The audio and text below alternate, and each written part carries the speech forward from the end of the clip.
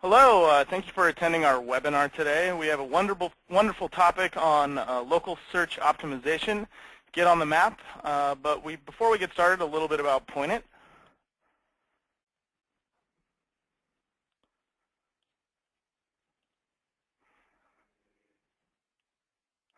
PointIt was launched in April of 2002. We are Seattle's largest independent search marketing firm, leading with products like pay-per-click advertising and SEO.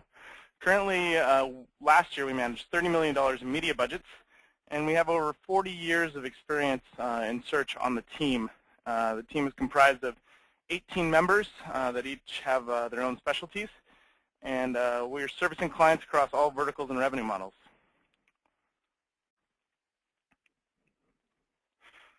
Now to a little bit of housekeeping. This webinar will be recorded, so if you have to leave early, or if you only catch part of it, we're going to be sending out an email later this week or early next week with the slide deck as well as the recorded version of the webinar. And we encourage everyone to ask questions throughout. At the end of the session, what we'll do is we'll follow up with a Q&A session, and then depending on time, anything that isn't answered, we'll get back to you either later this week or early next week. So it is my pleasure to introduce you to Ruth Burr, who's going to tell us a little bit more about local. Hi everybody, my name is Ruth Burr and I'm a client manager here at PointIt, and today we're going to be talking about local search optimization. So we'll start out with just an overview of what local search is, why you should care, and from there we'll talk about where search engines look to find the local data that they serve up in local results. We'll take you through how to optimize for local search, including some advanced tactics for local. We'll discuss how local search and mobile phones are super best friends and how targeting one helps target the other. And finally, we'll go over some strategies to acquire the customer reviews that can be so important ranking for local search. At the end of all of that, we'll be happy to answer any questions that you have. So again, feel free to submit them throughout the webinar, and I'm sure they'll all be incredibly insightful, and we look forward to answering them. So without further ado, let's jump right in and talk about local search. Increasingly, search engines are including local information in the organic search results. They've really determined that people want to see information about things in their area related to a lot of different queries. There are two main times that you're going to be seeing local data in search results. The first is for local specific queries. So if I'm actually searching for frozen yogurt in Seattle, then search engines are actually going to show me results for frozen yogurt in Seattle. And the same would be true even though I live in Seattle. If I was searching for frozen yogurt Denver, it would show me results in Denver. If I was searching for frozen yogurt Hong Kong, results from Hong Kong, I wouldn't be able to read them, but it would show me those results. The second time is when Google or Bing, our search engine, determines, even though you haven't specified a city in your query, that you would benefit from local information in my query. So, for example, if I look for frozen yogurt, search engines can pretty easily tell that I'm not looking to learn about the history of frozen yogurt. I probably want a small vanilla with chocolate sprinkles right now. And I do mean right now. So it will determine my location from my IP address and show me results from the Seattle area, even though I didn't say Seattle in my results. And in one of the main places that you're actually going to be seeing this local information is in Google Place Search. And here to talk a little bit more about Google Place Search is Jessica Fisher. How's it going, Jessica? Good. My name's Jessica, and I'm an associate client manager here at PointIt. And before I get started on explaining these slides, I just want to bring up the common theme of frozen yogurt throughout our presentation. Ruth and I both love frozen yogurt. My favorite kind is, I really like red mango, plain frozen yogurt with raspberries on it, and we're hoping that Preston will take us out for frozen yogurt sometime after the webinar. Yes, please. I want tangerine. So this view is Google's new screenshot of Google Place Search, and this replaced the 7-pack, which Google used before in October. So the 7-pack was a little different. The map, as you can see, that scrolls on the right side of the screen when it was the 7-pack was in with the search results, and to the right side of that map when it was Google 7-pack were 7 Google Places listings that didn't have nearly as much information about the Google Places as you can see down here. So what changed a little bit is that when you search, when you have a local specific query with Google now, so frozen yogurt Seattle, the first couple things that show up are Yelp results, and then below them are a bunch of Google Places listings, and there's a lot more detail than there was with the Google 7-pack. As you can see, there's a description, there's a link to look at reviews, there's links to other sites that business is listed on, Yelp, Urban Spoon, there's the phone number, the picture, links to the website, and to the Google Places account. And this really affects organic search results because this takes up the entire page of search results with Google Places account. So if you're a nationally ranked site, you're probably not going to show up when someone is doing a location-specific search query. And this is a screenshot of someone not doing a location-specific search query. As you can see on the left side of the slide there, it still says Seattle, Washington as the location, but the location isn't specified in the actual query. And you can still see the scrolling map on the right side of the page, and the top 3 results are national results. There's pinkberry.com, which is a national company. There's frozen yogurt Wikipedia, in case you want to look up how frozen yogurt's made, in case you don't really want to eat it. And then there's Red Mango USA, which is also a national site. And then under that are 7 Google Places listings with not quite as much information as in the last slide. They don't have pictures and they don't have the description. So Google's just trying to make sure that they give you a little bit of everything instead of taking up the whole page with local results, because they know when you actually put in a location, you're looking for local results. And then below that are images for frozen yogurt, and underneath that there's a mixture of local websites and national websites, wherever Google thinks you rank for this search term.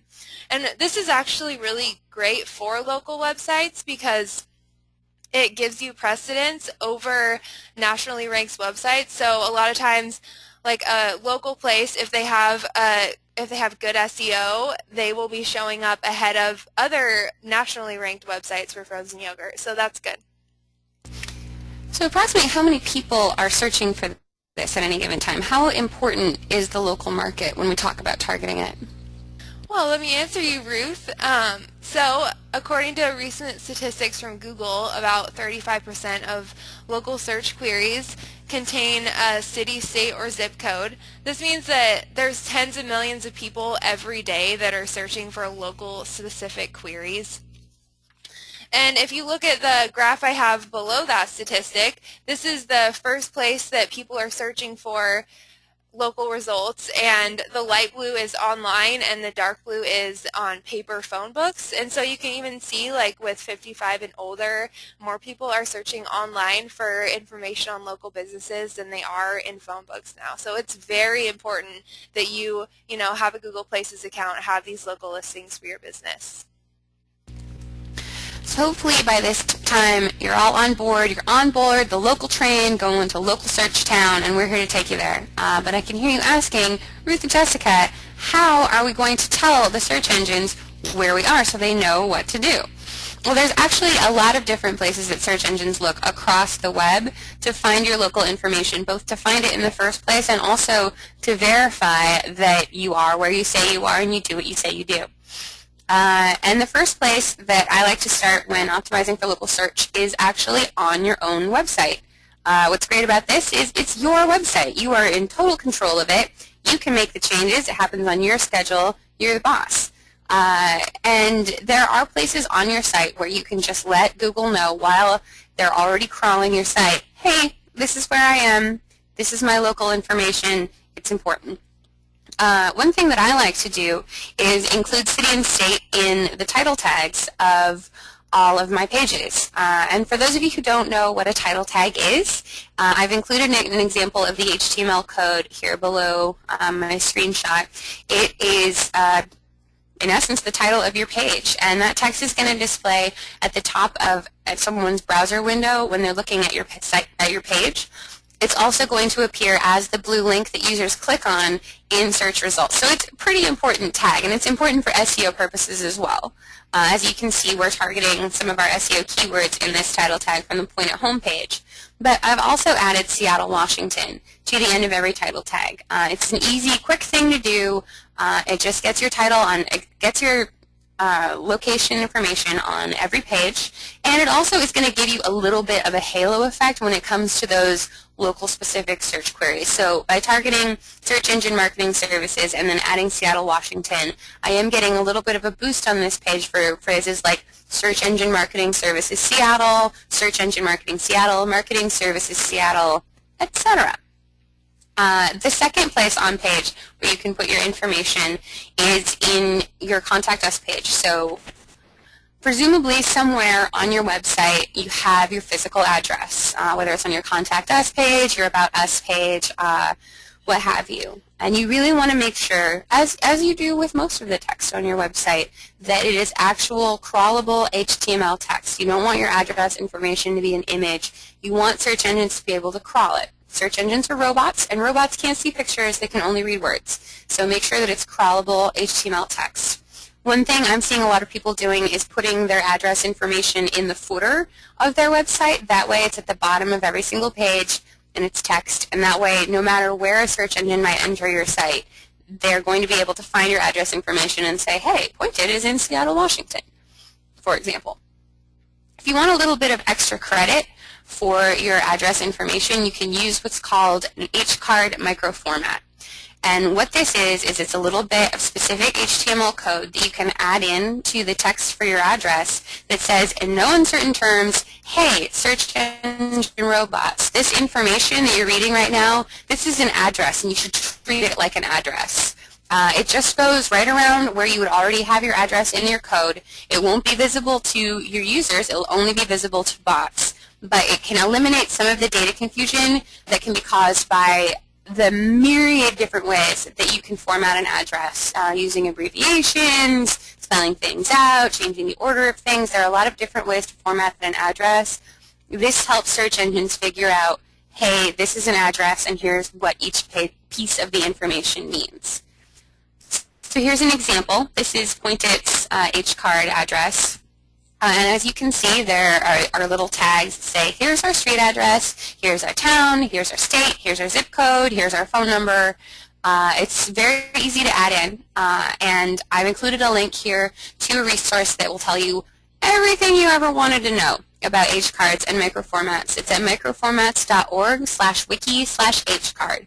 And it's something where you can invest an hour of your time, learn about it, find some examples, add it to your site, and then it's a really clear signal to search engines that, hey, here's my address. Please use it in local search. Please, please. The second place that I like to add geographical information is in a sitemap. So let's talk a little bit about sitemaps. Probably most of you are familiar with an XML sitemap.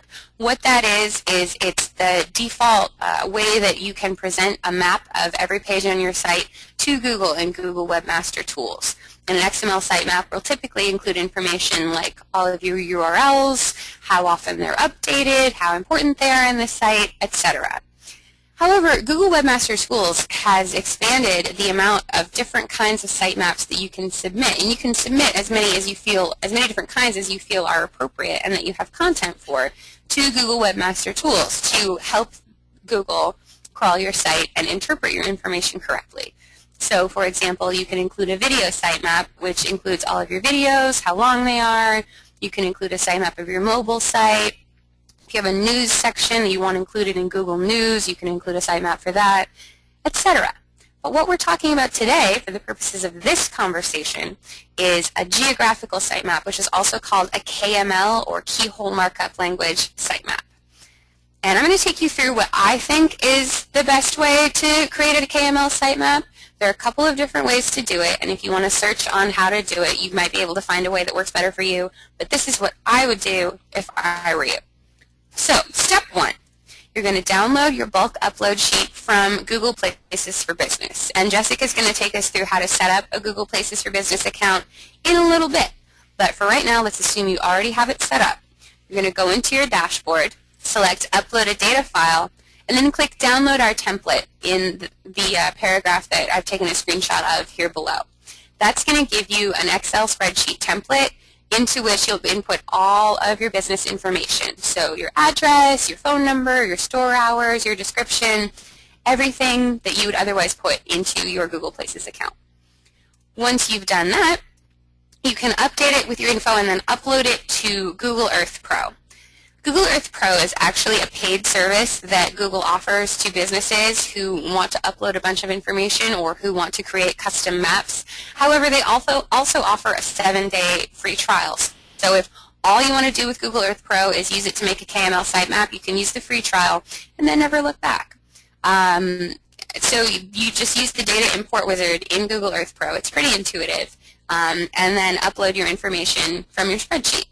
Once you've done that, make sure you save it as a .kml file, and then you can upload it to Google Webmaster Tools the same way you'd submit a sitemap, an XML sitemap, or any other kind of sitemap. And that's just another way that you can say, in no uncertain terms, here's exactly where I am. So this information will tell Google your exact geographical coordinates, and it's a pretty strong signal that, yes, this is where I am. Please send people looking for frozen yogurt in Seattle to my frozen yogurt shop, which is right here. So speaking of Google Places, now that I've got you all fired up about it, Jessica is going to talk a little bit about what it is and what to do with it. Alright, so at the top of the page you can see is the URL for Google Places. It's just google.com/places, and it's really simple. You're to that page, the first picture underneath the URL, you click Get Started to get your account started, and then just a reminder to show you what a Google Places account looks like once you're in search results. You can look at the red mango example at the bottom. It shows reviews. There's a picture that has a link to your website, a link to your Google Places site. There's a description. Everything that anyone would want to see when looking for a place to eat frozen yogurt. So now I'm going to tell you a little bit about a personal experience I had with Google Places. This is my dad's business, Fisher Refrigeration, and that's a picture of my dad and my stepmom mountain biking. They're pretty cute. That's super cute. Thanks, Ruth. So I'm from Winthrop, Washington. It's a really small town in north central Washington. It's, like 60 miles from Canada. It's part of the Methow Valley, which there's one school district. I graduated from high school with 40 people, so it's a very small town. It's beautiful there. I grew up doing everything outdoors. I love it. I can't say enough good things about it. And there are also a lot of tourists that come to Winthrop. So I'll just tell you a little bit about my dad's refrigeration business. He has had the business for probably over 20 years, just kind of as a side business, and he just recently quit his full-time job, and now he's doing Fisher Refrigeration full-time, and he is very busy, but, always looking for more business. So I've been learning all this stuff about Google Local and Google Places, and so I decided, well, I probably should do this for my dad. So a few weeks ago, I go to Google and I type in refrigeration Winthrop, Washington, and pretty much nothing came up about refrigeration, nothing about my dad, nothing about refrigeration and Winthrop, Washington. It was just all these random sites. And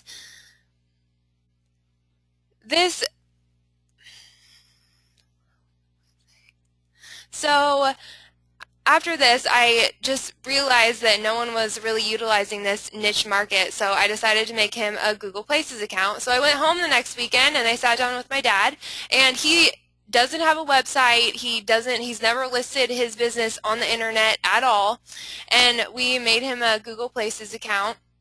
And it was really easy to verify the listing, which I'll talk about later, but we used his landline, and so Google immediately called us, and we were able to input the 4-digit PIN number and verify his listing. So after that, I went to Google and I typed in refrigeration Winthrop, Washington, and this screenshot is what showed up. It has my dad's business on the top, and then besides the ABC refrigeration out of White Pages, Australia, everything else that shows up on that first page is for my dad's business. And these, these are all just like him submitting something to the newspaper and them like putting it online, or him submitting something to the Yellow Pages offline. Paper Yellow Pages, yeah, they still exist. So that was just him doing that. And so these are all, everything that Google pulled onto this page was pulled after they knew that Fisher Refrigeration was an actual business. So this really shows you how important it is that you have a Google Places account so that Google trusts that your business is real, and then look at the results. That's a great story, Jessica. Thank you. High five. So what exactly is verification? Well, verification is basically when you tell Google, yes, this is my business, I'm not lying, I actually own this business and am here. So the reason that they verify by phone or by mailing you an actual physical postcard is because it says, yes, this phone number is really my phone number, and if you call me, somebody calls this business at this phone number, someone from the business will answer. Basically, you're just saying, yes, I do own this business. And it's really important to verify your listings for a few reasons. First of all, as Jessica just demonstrated, verifying your listings with Google really sends a strong signal of authority that, yes, this business is all the way legit, and feel free to surface it up in search results to your heart's content in Google. And it will give you a lot more credibility in the engines. But also, you want to verify your location because you definitely don't want someone else to verify your location or to claim your listing. We actually had a client, Clear Wireless, who had multiple locations around the country, and they were having a lot of trouble with other people claiming their listings. Some of the people claiming the listings, it was actually completely innocent. It was the individual store managers of individual store locations who were just trying to get their store location into the local results. However, that meant that Clear couldn't, on a corporate and brand level, administrate all of these different listings because they weren't claimed by them. Then there were actually some of their affiliates who had gone out and claimed their listings for themselves. And this is something that can happen with affiliate marketing. They actually had claimed the locations for themselves, and when that happens, your affiliates can then send all of the traffic that comes through that local listing to their affiliate link. And not only will they be taking your traffic and keeping you from claiming that listing, they will also, you'll be paying them to do it. So it's very important to verify your listings because it keeps anybody else from claiming them. So how do you verify your listing? These are the screenshots from, it's really easy to verify your listing. The first one is from the dashboard of your Google Places listing. If you haven't verified your listing, Google makes it very clear to you that you need to verify your listing, as you can see from all the red on that first little screenshot. So all you do is, and this is just an example from my dad's, and so all you do is click Verify Ownership, and it brings you to the second page down here. And if you are using a landline, which a lot of businesses do, but a lot of businesses don't, they just use cell phones now, but if you are using a landline, then, and you have that number listed on your business listing, then you can verify your listing almost instantaneously by just selecting that, and Google will immediately call your landline and give you the 4-digit code that you need to enter to verify your listing. Or you can verify it by postcard, which it says it takes 2 to 3 weeks, but in my experience it only really takes less than a week. So it doesn't really take that long. They give you a 4-digit PIN number on the postcard that they send you. You enter that in and your location is verified. And once you select which way you'd like to verify your listing, if you go back to the first screenshot, instead of saying needs action, there will just be a spot where you enter the 4-digit PIN number. So it's very easy to verify your listing. And this is just an extra little bonus for having a Google Places account. If you do have a local marketing campaign, or you want to measure how well Google Places or other local sites, listing sites, are working for you, Google Places shows you how many times your listing is showing up for search queries. So as you can see from this, it shows you by day, depending on how many, like if you're looking at a week, it shows you how many times you've shown up for different search queries. And then underneath that, it shows you how many times people have clicked on your listing to get more information about your site. And there's a few different things that shows you, like clicks for more info on maps, clicks for driving directions, clicks through to your website. So it's really helpful information. And one thing that's not shown on this slide is Google actually lists the search queries that your business is coming up for and how many times your business has come up for those search queries. So that's really helpful for doing keyword research and figuring that out. So Google Places is totally free, right? Is there any way you can advertise on it? There is. So Google Places is free, but Google, about 6 months ago, they started this program called Google Boost, and pretty much it's Google AdWords, but for Google Places. And so Google Boost, it's only for local. You don't need a website to do it. It's pretty much just it's paid advertising for your Google Places account. So if you do this, your listing will show up on the paid advertisements at the top of search results. And the thing that's great about Google Boost is that you can only do this if you have a verified location in a certain area. So this is a great opportunity for, say, a local bookstore to outrank Amazon.com for certain book queries. And so, as you can see, if you have a paid listing on Google Places, your pin drop won't be red, it will be blue.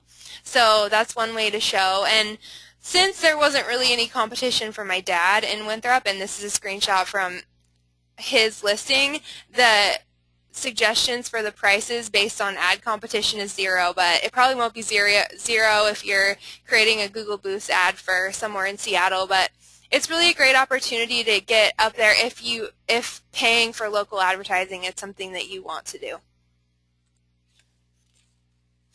And next we're going to talk about something away from Google. This is the new Bing Business Portal, and this is just a listing service that Bing has. Obviously Google is the most widely used, but Bing is gaining a lot of market share, and more people are using Bing every month. And so I'm just going to talk about a couple things that Bing business listings offer that Google doesn't offer, and just in general, like, you should definitely be setting up an account with Bing Business Portal to get those search queries too, and those people that are using Bing instead of Google. A great thing with Bing is that you get a free mobile website with your listing, and so Bing just creates that for you.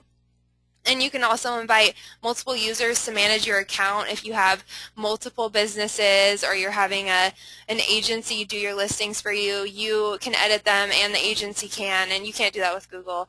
And then also Bing creates a custom QR code for you.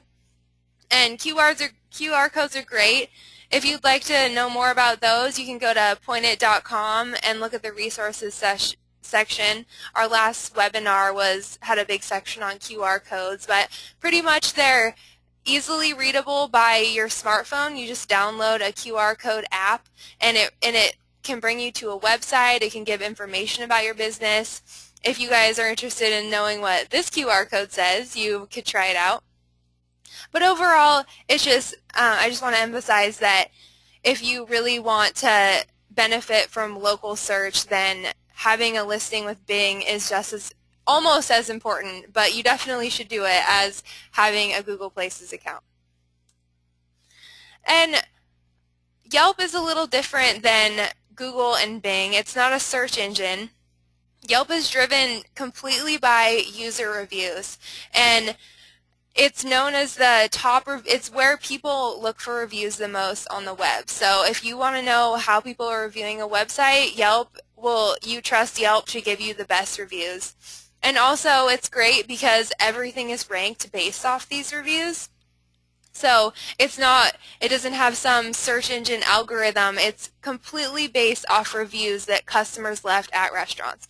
And this is just a screenshot from the Yelp website. Obviously, I searched for frozen yogurt because I really want frozen yogurt. In Seattle, Washington, you can choose like which neighborhood you want to search in, how much you want it to cost, the category, features, and then also you can advertise through Yelp, but this doesn't improve your ranking.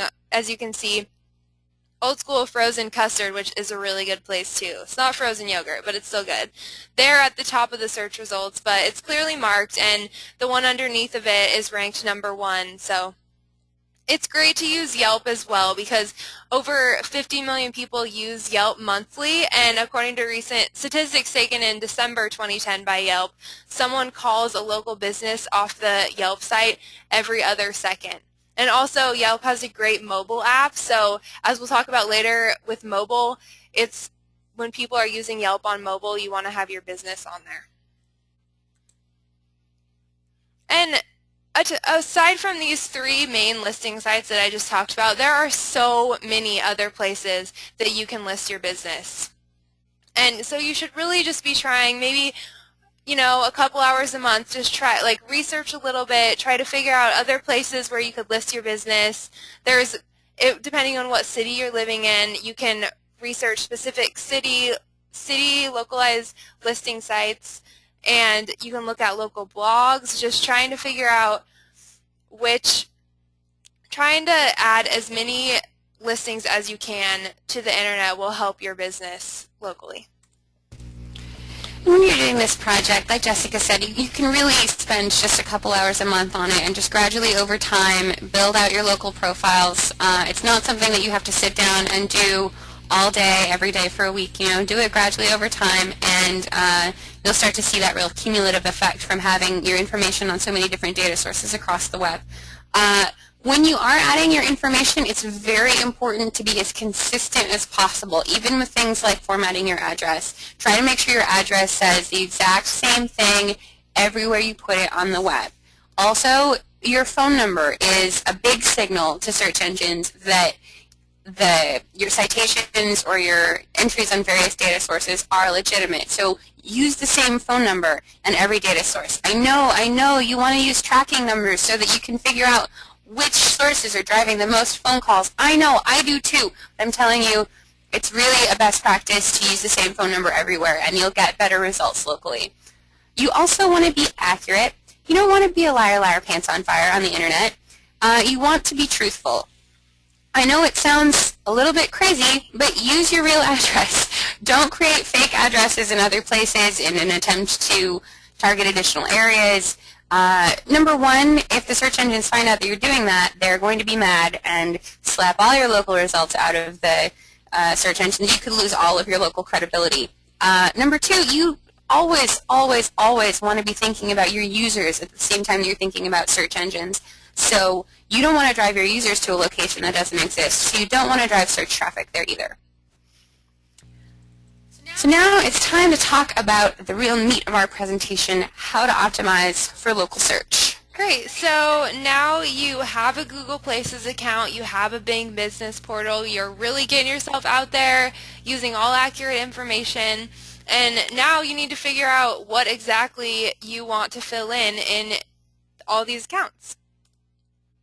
So the first thing to think about is local keyword research. There are several different websites that you can look at for finding good keywords to use. You can use Google Keyword Tool, wordtracker.com.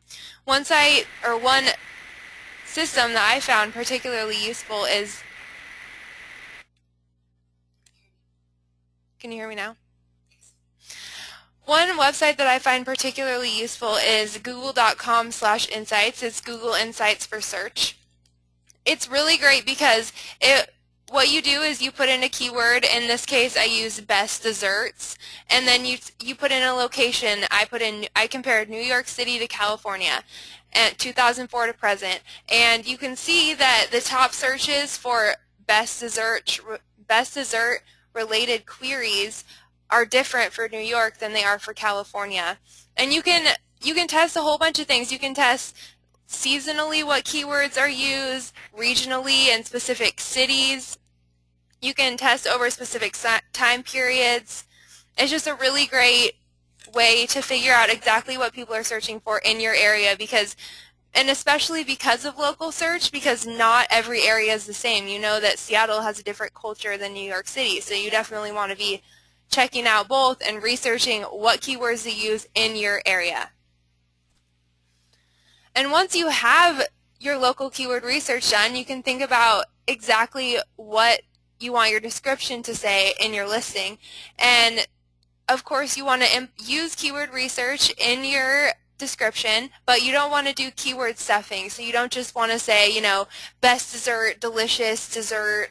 You don't just want to stuff keywords because people will be like, what? That sounds weird. So you really want to try the way to think about it is you can see your description of your listing as a free advertisement for your website. So you have a couple sentences. I think Google Places is 200 characters to sell someone your product. And so just think about that, like what would make you click on one Google Places site compared to a different Google Places site. And so make sure that it's readable and user-friendly, because the main point of having a description is that you want to get people to click on your Google Places and go to your business and get frozen yogurt. And specifically with Google Places, they have, and other sites have this too, Big Business Portal doesn't, but you fill in categories, and there's a specific list of categories to choose from. And this is an example from my dad's business. As you can see, there's 5 categories you can choose from total, and it's highly recommended that you fill in as many as you can accurately for your business, because this is pretty much your keyword research. If you were using Google AdWords, this is where you put the information to tell Google what you want to be turning up for in search results. So the more specific categories that are accurate that you can choose for your business, the better. And this brings us to the whole point, is that you really want to have your profile as complete as you can. Try to fill in only accurately as many different things as you can, because the more you fill in, the more Google will see that they can trust your site, that you spend a lot of time working on your Google Places account, and they just really like it. And I mean, it's not like you can buy things with half a dollar, right? That's an excellent point, Jessica. We actually have had a lot of success with profile completeness with our clients. One of the clients that we mentioned before was Clear. When we were working with Clear, we started out, we got all of the locations created, we got them all verified, that was great. Then we really spent a lot of time trying to get every profile as close to 100% complete as possible. We added photos, with videos, we added customer testimonials, we added store hours, payment methods, everything we could add, we did add. And we saw impressions on our Google Places listings almost double after that effort. So it really does give Google a lot more information to serve up to people when they're searching around your services. Also, if you add photos and videos, these can be pulled into the actual search results, as we've seen in our previous screenshots, and that really catches the eye. So try to find images that are going to be, again, almost like a little mini ad for your services, and just make your profiles as complete as possible. And one place where images are actually not going to show up is when people are searching on mobile phones, which I understand a lot of people are doing these days. Yeah, in fact, a lot of people are using mobile phones these days. This is a statistic from the U.S. 164 million people have PCs, while 293 million people have mobile phones. So there are a lot of people with phones, and more people have smartphones every day. Just a couple other statistics from Digby.com states that smartphones and tablet computers will increase mobile traffic by 26 times during the next 4 years. And mobile is actually predicted to be bigger than the internet within 5 years. And also, just one other thing, the most common single action for 55% of mobile phone searches is a visit to a store in person. So obviously, having that Google Places account, the Yelp account, the Bing Business Portal account, it's all very important if you want people to come to your business, because everyone's using their smartphone. And these are screenshots from me using my smartphone. This is my Google app, and I was searching for frozen yogurt on it. So the first screenshot is when I just go to the Google app and type in frozen yogurt, and as you can see, the first option that it gives me is ask me if I want to use my location for my search results. And underneath there's the Pinkberry and the Wikipedia like before when we just searched for frozen yogurt. But most likely if you're walking around, downtown Seattle and it's hot out, which happens all the time, right? Seattle's very hot all the time. Yeah. So you'd want to get frozen yogurt right now. So most people are pushing use my location. And if you do this, move your eyes over to the right side of the screen, and Google moves you over from web results to Google Places, and you immediately only have Google Places results. And this brings you away from web results and just gives you Google Places account. So you aren't even going to be showing up even if you have a website that's great, if you don't have a Google Places account and someone searches for this on their phone, you're not going to show up. And just to bring this back to being very complete with your profile, the next option it gives you is show only businesses that are open now. Do you want to wait 2 hours to have frozen yogurt? Do you want to sleep overnight in front of a frozen yogurt place before it's open in the morning? No, you want someplace that's open right now. So if you click that button, it's only going to show places that have their hours listed. So if you think, oh, well, I don't want to fill in my hours right now, don't do it. Fill in your hours, because otherwise you're not going to show up. I think that this is a really great example of why you need to complete your local business profile, because as you can see, once Jessica selected use my location, the results completely changed. Pinkberry, which ranks #1 without the location, isn't even in the top result for the local results. Instead, it's Red Mango, and that's actually a really great way for Red Mango, which doesn't outrank Pinkberry on the national level, to attract more business, which is great because I don't think we even have a Pinkberry in Seattle. So not only is it a better user experience, it is also, again, a way that you can outrank even major sites like Wikipedia by going local. And there's one more factor that we need to consider when we're optimizing for local search, and that's accumulating customer reviews. A customer review is something that your actual users go out online and post. Pretty much all local listing sites have a customer review function. Yelp has one, Google Places has one, City Search, Judy's Book, etc. And they just go out and post a review. And as you can see in the local results, Google actually is pulling in results from different review sites and aggregating them in your Places page. So you can see on this page there are reviews being pulled in from Yelp.com, from Urban Spoon. Utopia Frozen Yogurt has results being pulled in from Yelp, Urban Spoon, Super Pages, there's results from Judy's Book, and then Google aggregates all of those reviews, and users can click through to read all of your reviews from various sources right there on your Places page. They'll also combine all of your scores out of 5 stars across these various sites into an overall site rating. Right now, the most important thing when it comes to ranking is sheer volume of reviews, positive or negative. The more reviews you have, the better you're going to rank in local. You can kind of think of building reviews like you think of building links to your website for SEO. In fact, there's a saying in SEO right now, likes are the new links. Review volume is very important.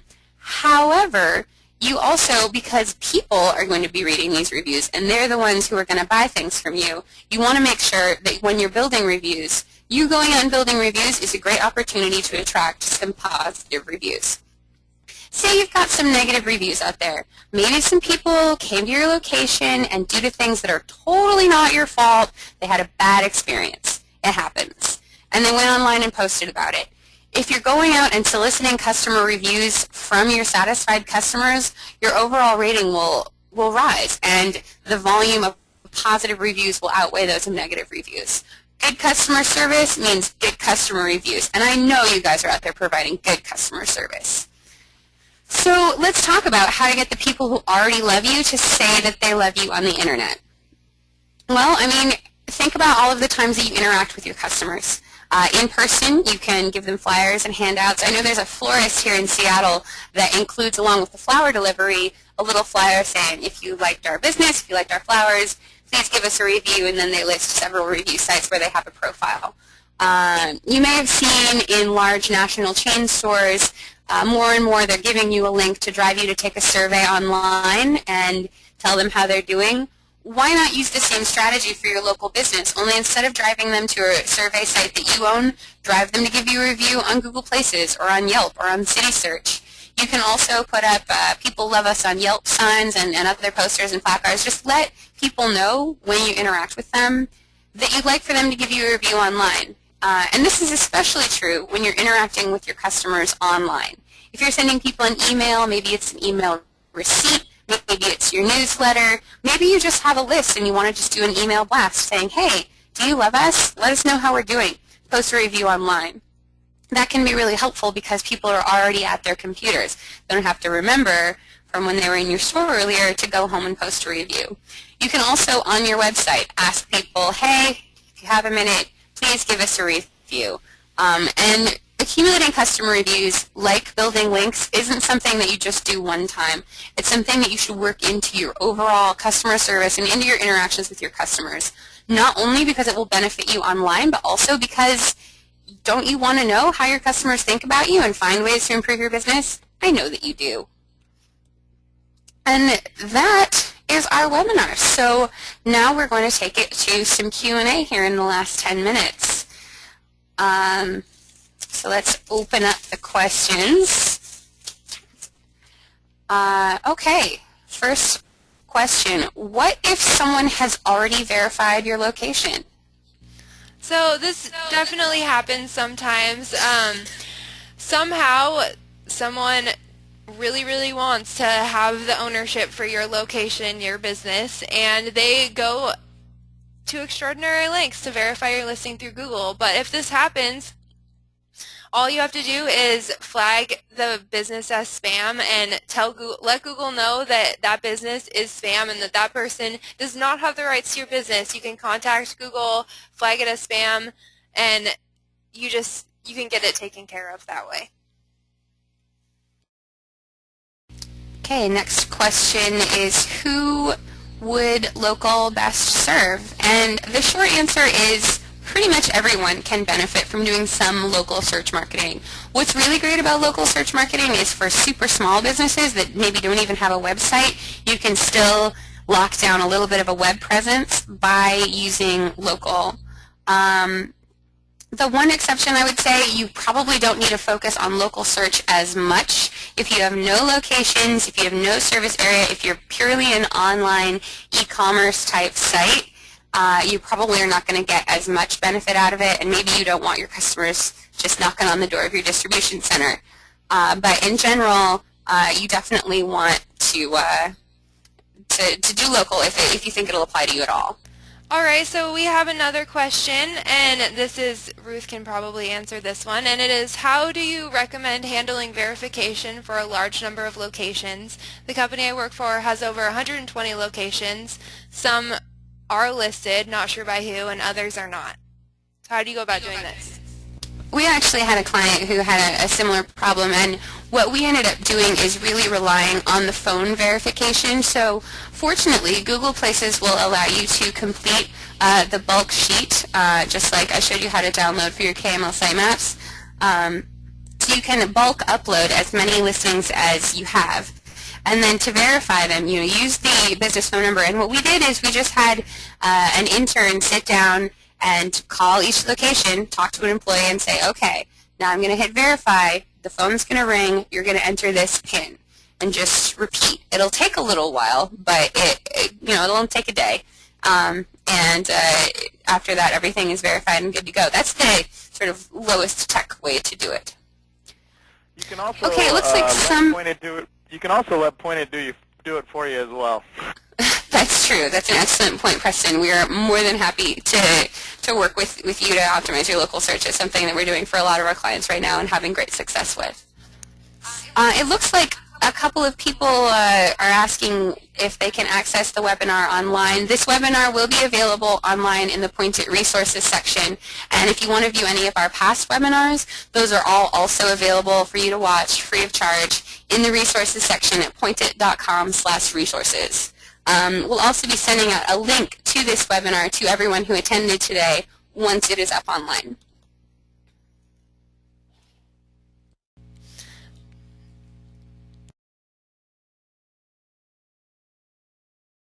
There's Okay, and it looks like that is just about all of the time that we have. I know there are a few other questions that we didn't get a chance to get to, so we will follow up with you guys offline. Thanks everyone so much for attending today, and if you have any further questions, feel free to send an email to sales@pointit.com. Thanks everyone. Thank you.